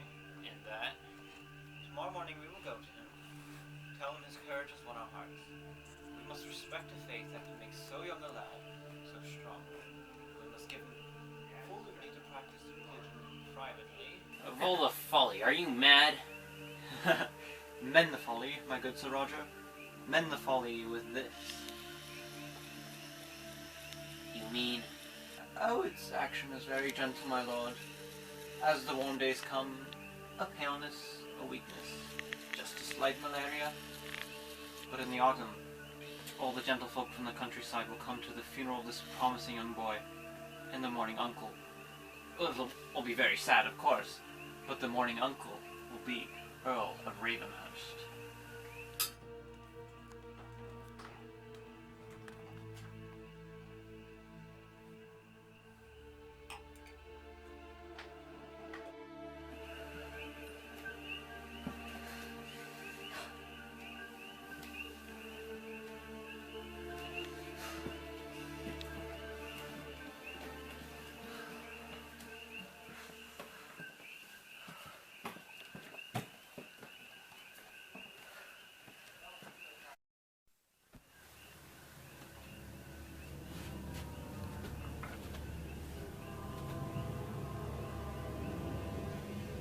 Feels like a little hole in the wall. Who are you? Who are you? Who are you? Speak up. You may as well be now as later. You cannot go until you do. Are you of the old faith or the new? I'm a Catholic, sir. No brass in the ringing of that coin, boy. Well spoken. Who are you? Speak out, child. It is a friend that you have met in the darkness. If you were afraid, you let me go. Let you go on following the blind Duncan, that would be kindness. When boys follow blind Duncan, they never come to the light of God today. You mean there's no way out of this passage? There is one way, yet nearly impossible to find in the dark. But answer me, lad, who are you? I do not like to talk to strangers, sir. Please tell me your own name. A friend. Mean sort of friend you are. Only a very wicked man would let a little boy wander lost in blind Duncan passage. Now tell me, who are you? Guess I'll have to tell you. I'm the Gordon, That you are not. sir. It is the chieftain alone who is called the Gordon. You are not yet Earl of Ravenhurst, my lad. You are a Gordon, a small splinter of the Langsword. You were he that was born 13 years ago on the feast of Our Lady of Harvest. But sir, how in the world did you know that? All day long there has been that old foreboding thought. The boy is in danger. All day long down here in my dungeon I have prayed. Now, sweet mother, you bring him to me. And Margaret, your mother, lad, did she live or die? Why, sir, she is alive. I mean, I hope. Hope? You hope? Why don't you know? Answer me. Answer me! How? Sir, I can't talk to these things to a stranger. Who are you? Why do you know so much about me and my mother? You are hurting my ankle. It's sore. Poor little one. There, it does not pain now, does it? No, surely you could not speak of these things to a stranger. But you need not fear no longer. I have the best reason for asking about you and your mother, my son. I am your father, James of Gordon. My father! My own father! Oh, why do I always get things so wrong? I hate you. You struck only to defend yourself. There is no pain, laddie, none whatever. But if there were, the joy in my heart would drown so small a thing. I know now this son of mine will never make my heart bleed. If you knew the joy it gives me to learn, it is my own son's voice that rang out so true and clear as he told me your faith, here in the face of darkness and danger. Such joy is worth these long years of suffering. Blessed Mother of God has watched over you, my son. But your mother, Margaret, where is she? I don't know. Betsy thinks she's down in the dungeons. And Uncle Stephen thinks... Stephen? You have spoken with him? What did he say? He thought Mother might be in the North Tower. Why? What did she do? Uncle said Mother broke some law when she told me about my faith. My poor Margaret. And you, my son. Why are you here? This morning I met Uncle Stephen in the woods, and when I would not tell Uncle Roger, he beat me and sent me to the room. He said he would give me no food or water until I promised to quit my faith once and for all. Finally, I remembered the secret passage which my mother told me about. And I have been crawling through here for hours. Did your passage lead to mine? I am not in a passage. I am lying on my face in a tunnel that I am making. My feet are a yard away from my dungeon cell. Even now my legs are cramping. You in a cell of this castle? Mother told me that the King's Dragoon took you years and years ago. Yes, but after 6 months of rack in prison they let me go. I staggered home to old Ravenhurst one rainy, swept night. Godfrey found me, too weakened to offer resistance. He was for giving me a merciful sword thrust. My gentle brother could not quite bring himself to risk murder. Instead, Roger gave me this pleasant chamber for the rest of my days. But you have been alone here in this dungeon cell ever since I was a baby. How do you make this hole? When a man faces life in imprisonment in a doorless pit 30 feet below the land, where God's sun is shining, he has a choice of 3 things which he may do. Despair and become a sullen madman, brood over his wrongs, and become a fiend, or find some work which will save both soul and reason. But it wouldn't take long to make this tunnel to get out. Would it not? Grinding out a hole through blocks of stone with one small diamond taken from a ring and fastened to a rusty spur. Such work is swiftly done. But you have been here in this dark night. You, my own father, here alone. All the days I used to play with Joel. Joel. Ah, that Maryland farmer. Abel's son. But how do you know about them? Sometimes Godfrey speaks to me. He said he would teach you to curse the name of Catholics. Perhaps, my son, this sorrel may have taught you some things. Jolly days you call that your old life. Perhaps you have learned that there are worse fates than the hard work of a farmer's home. Worse fates? I want to give 1 log of Daddy Abel's cabin for old Castle Ravenhurst. Oh, Father, I didn't mean that to hurt if you and Mother had been with me all winter, but people like Uncle Roger don't make home. It's the old log house in my mind whenever I say home. And you would be willing to go back to that simple life again? willing to go back to the Ables? Is there any possible way? Yes, there is. But one great sacrifice will be necessary if What we ever go to sacrifice? Maryland. What sacrifice? The coronet of Ravenhurst must be given up forever. Sir Angus strove to write it in my heart that earthly riches are nothing in comparison to the eternal. And here in the dungeon of my own castle, here I found the presence chamber of the King of Kings. Godfrey said that you were dead. Uncle Roger told me that he had straightened everything out with the Gordons and the King Charles. The lands, most of them are ours again, but Uncle Roger embraced the new faith. So, my good brother has been letting it appear that I am dead. Very well. When we go to Maryland, it will be to his interest to let us remain there in peace, provided he finds no means to kill us before we set sail. Such course would let him slip into the earldom with small trouble. Poor weakling, God pity him. Now we must face the present. Roger is hunting for you, or soon will be. It would take a month to grind this hole large enough to be crawling through, but a strong man with a pick could get me out in less than an hour. But how shall I ever find my way out of this passage and find Muckle John or the clues? How long have you been crawling? I don't know, maybe 2 hours. I think I'm lost. My poor boy, you are worn and weary. How long have you been without food? I don't know, but never mind. The hunger did hurt all day, but I have not half so much pain now. There is a small crust in my cell, but it is badly molded. Still, there is some strength in the bread.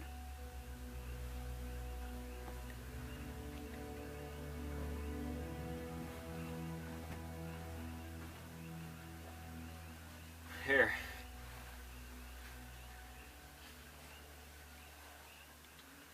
I must give you directions so you can get out of here. Have you come to the passageway with 3 openings? Yes. And you crawled through the middle tunnel? How do you know that? Because the 2 tunnels will lead you in a circle. When you come again to the 3 passages again, you must take the one on the far right. Crawl with extreme caution, for there's a deadly pit there.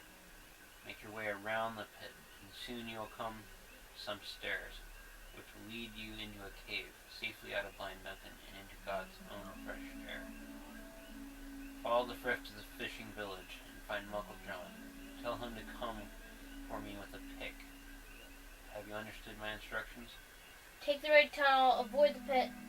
Yes, Father, I understand.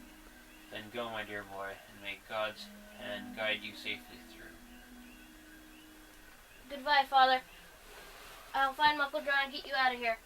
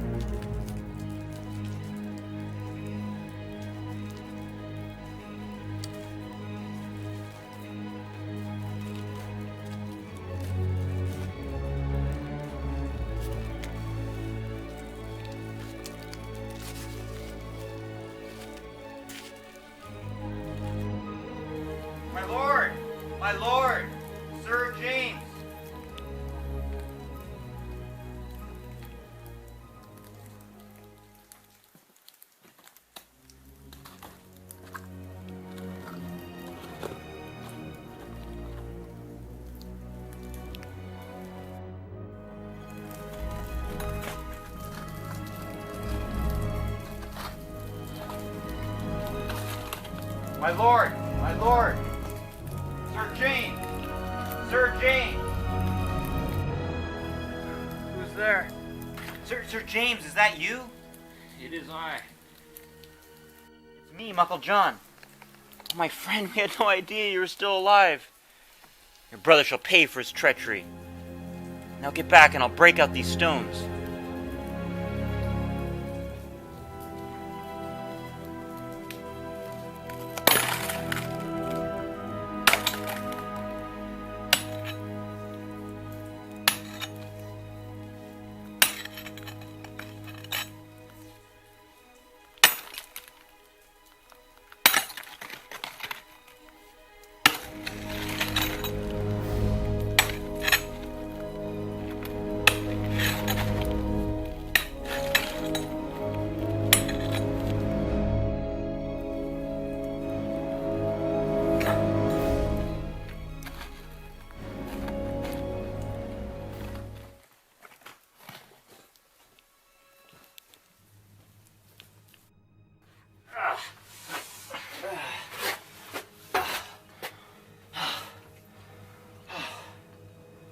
You've been in this hell for 10 years. Thank you, my friend. How is my boy? He is ill, my lord. I swore to repay Sir Roger. Lash for lash. Let the coward alone. We must rescue Margaret. Stand back, I'll break this door down. Now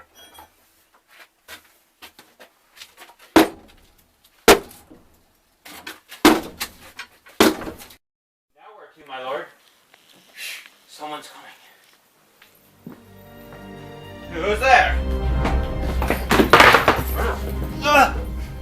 Where be the Lady Margaret? Look, John. She's in London. Filthy liar, do you think we believe that tale? Where is she?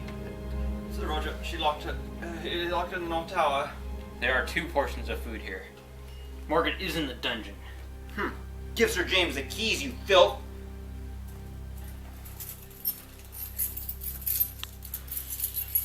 Where is she? She's over here. Lead the way, Master Godfrey. This is your chamber.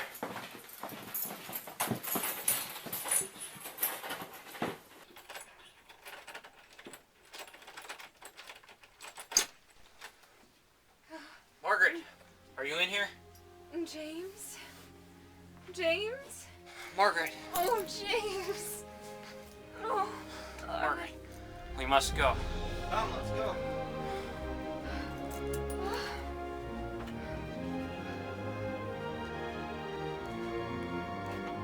You'll never get away with this, Buckle John. We'll hunt you down. You'll never escape. Maybe you'll never escape. No! No! No!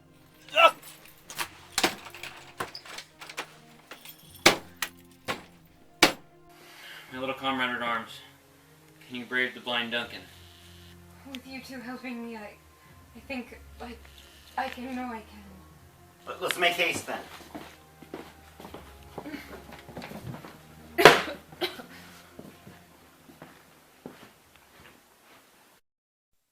When the clan finds out that you're alive, they'll rally to the old cause. We'll take back Ravenhurst and fling that traitor from the North Tower.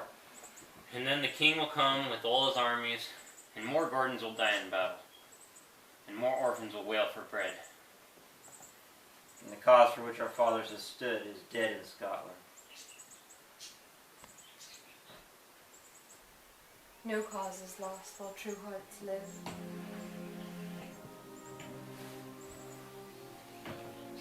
How is our boy? He is well. He's sleeping now. I think he's on the road to recovery. Then what is your plan, my lord? It is to the New World, where we should turn our eyes.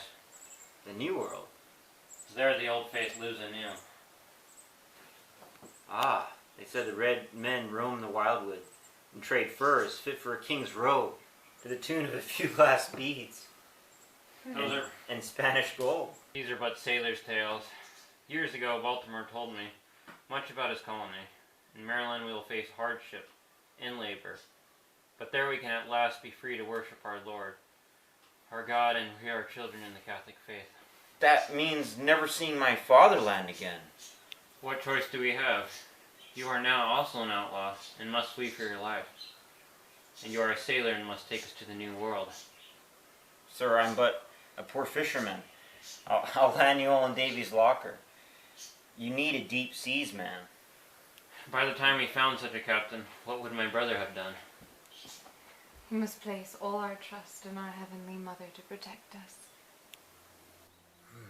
Very well then, my lord. Prepare yourself then for a rough journey. Uncle John, thank you. Thank you. Our Father, who art in heaven, hallowed be thy name. Thy kingdom come, thy will be done, on earth as it is in heaven. Give us this day our daily bread. and forgive us our our trespasses, trespasses, as we forgive forgive those those who who trespass trespass against us.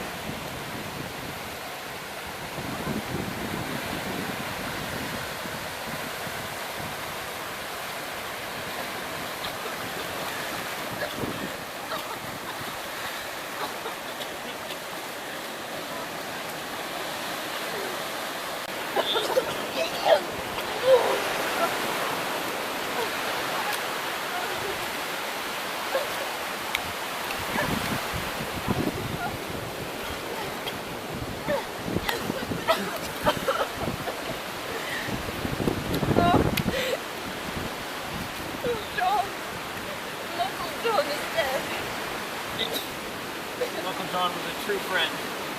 He gave his life helping us. Perhaps the wave that took him also took him into the fountain of eternal water.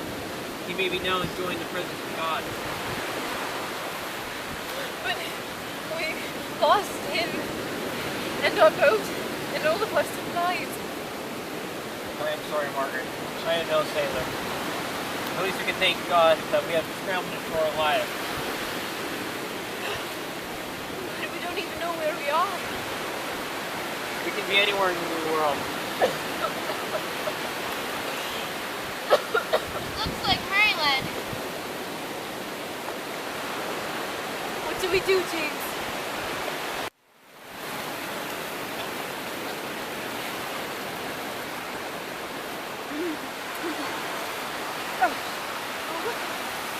Let me explore the woods, see if there's any food. No, Charles. There are dangers and perhaps savage natives. I grew up in the woods. Besides, we don't have no other choice. You're right. Charles, lead the way then.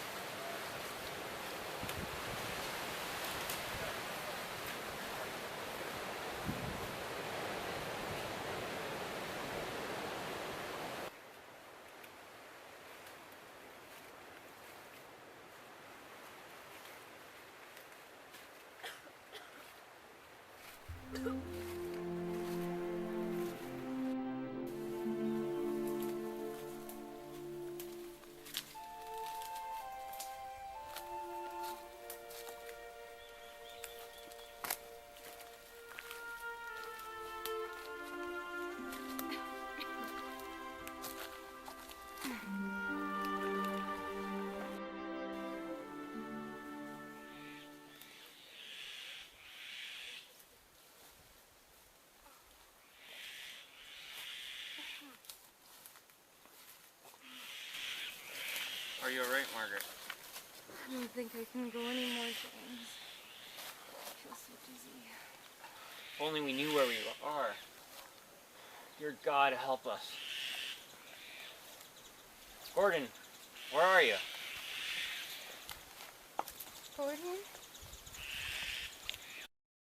Gordon, where are you? Please be careful. I cannot bear to lose you now. Here, let's just rest a bit.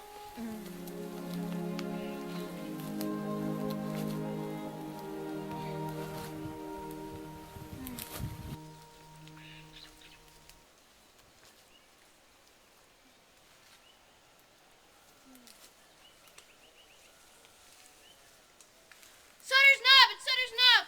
We're not 3 miles from the Abels!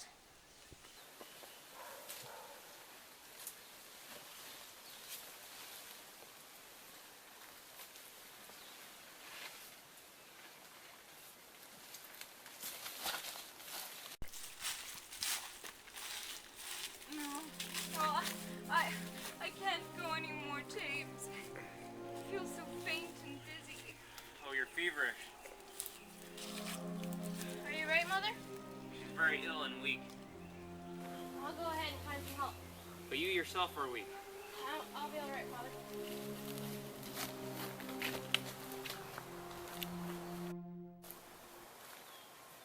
Here, let's just rest here a bit, and we'll continue later.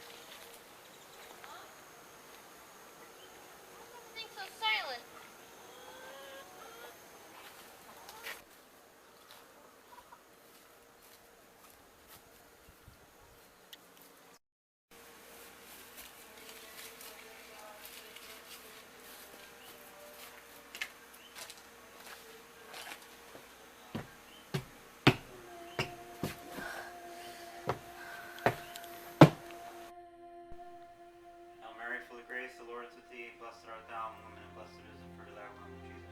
Holy Mary, Mother of God, pray for us sinners now and at the hour of our death. Amen.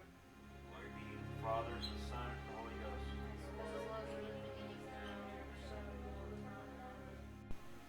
Second Rosary, in honor of Our Lady, the Star of the Sea, the eternal well-being, and safe return for our George. Our Father, who art in heaven, Well, he never hallowed- forgot. I knew they wouldn't. Mother of Mercy! George! Welcome home! George! Welcome back, my son.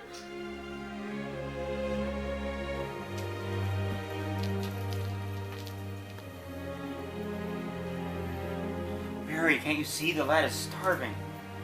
Joseph, go run and go get a bread from the kitchen. Joel, go get a pitcher of water. Immediately. Don't worry about me. My mother's sick. Where is she? She's with my father about 1 mile down the old Alder Creek Trail. George, don't worry. We will take good care of you and your parents. Do you know, this is Mary's land.